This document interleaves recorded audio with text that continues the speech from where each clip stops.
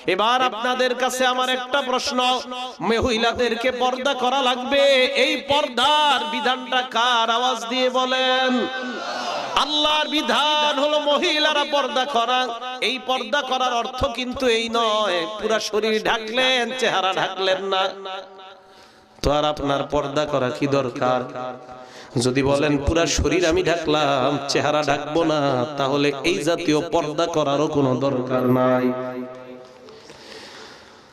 পর্দা করার মানে হলো আপনার চেহারাও ঢাকা লাগবে। হাদিস শোনাই, আম্মা জান আয়েশা সিদ্দিকা রাদিয়াল্লাহু তাআলা আনহা বলেন, পর্দার বিধান নাজিল হওয়ার পর কোন এক যুদ্ধে যাওয়ার সময় আল্লাহর নবী লটারি করলেন, লটারির মধ্যে আমার নাম উঠছে।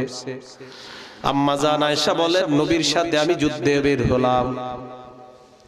পালকি, পালকির নাম শুনেন না আপনারা? আম্মা জান আয়েশা ছোট্ট একটা